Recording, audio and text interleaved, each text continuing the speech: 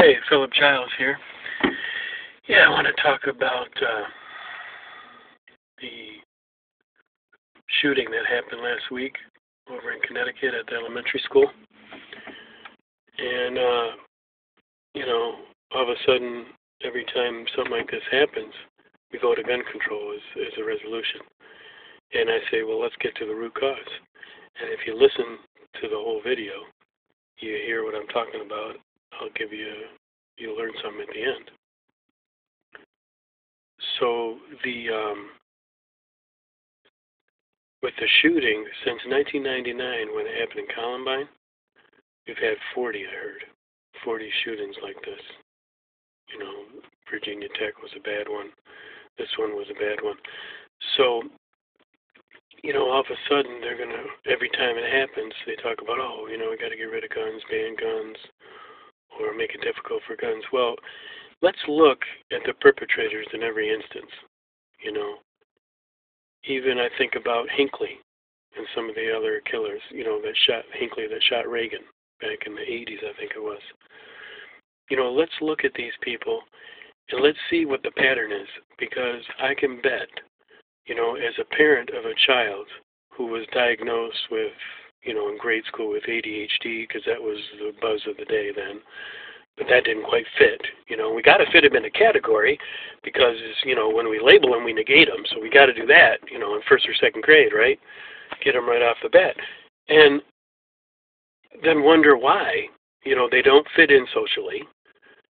They don't always have friends with their peers. And as time goes on, things just get worse and worse. But I bet if you look at all the perpetrators, you'll notice a common thread there. And my son was diagnosed, and then they put him on meds, of course, and then he'd misbehave, and they want to put him in juvenile detention. They send him to the hospital, put him on more meds, get him all doped up. That's great. Well, you love to see that as a parent, right? See your son all doped up on drugs. It's not him. It's not his spirit. You just took his spirit away at a young age, and who knows the ramifications. I got to deal with, the ramifications that it could be on him for the rest of his life, the short-term and long-term effects it has on him, his body. We're all different. Our brain, physiologically, psychologically, biologically. So, I got to deal with the guilt of that, allowing all that crap. But anyways, back to the point, the reality is that if you look at all these people, I bet there's a common thread there. I bet they were labeled as something because they don't fit in our school system that's very inflexible. Did Obama talk about that, at the funeral Monday night? Did he talk about what we're going to do for society for these kind of people that don't quite fit in the school system, so we exonerate them? And when my son was going through the school system, we couldn't get him the services he needed to survive and succeed. So they just keep pushing him through the system, and farther behind he gets. And that's not the answer. So now he's, by the time he gets to middle school, 7th, 8th grade, he's 2-3 years behind in every subject. That doesn't work. That's not a good system. That's dysfunctional. And if they have any social issues and they're not learned to develop those, they're not taught how to develop those social skills, who are they going to fit in with? Who are they going to hang with? The athletes? Probably not. The most popular people? No. High academics? Probably not. Social people? No. So they got maybe band, then maybe music, or if they find a little niche of something that they're really good at, if they find chess or something different, or they're going to go with the burnouts or the kids doing drugs in high school and running gangs or, going down the wrong path, troublemakers, basically, because they don't fit in anywhere. And if they don't fit anywhere, they're going to try and find some place to fit. So to wrap it all up, that would be my suggestion is let's look at what's happening in our school system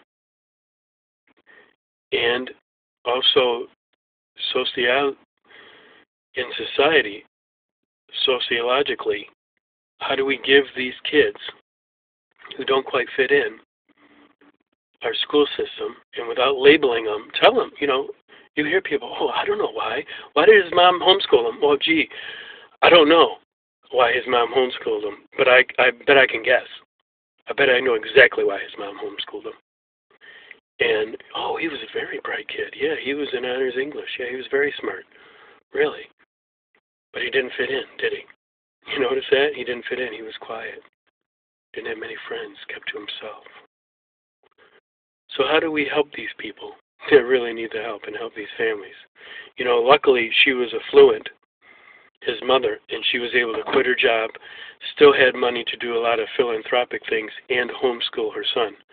Well, guess what? Not everybody has that choice nowadays. Not everybody has that choice to be able to not work and still maintain a nice living and not really sacrifice that much and be able to homeschool their kid.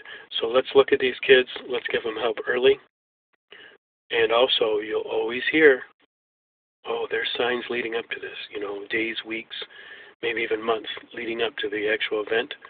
There were signs that something was going to happen, or, he was going down the wrong path that could possibly do something like this. So that's what I want you to think about. That's what I want you to learn. Leave your comments below. Let's talk about this. Let's get it out there. Let's get to the root cause. And the root cause, I believe, is helping these kids in the school system. Don't label them and negate them when they're young. Help them, give them the help they need to succeed, to fit in somewhere where they belong, so they feel they belong. And they can actually have a chance in life to live into greatness, to release their inner badass, and release their inner wussy and step into their inner badass and be great people. And that's what we need to do as a society, and that's what we need to do to help these people. Over and out. Spread love and generosity all over the world. So thank you. Leave your comments below. Like, share, forward around.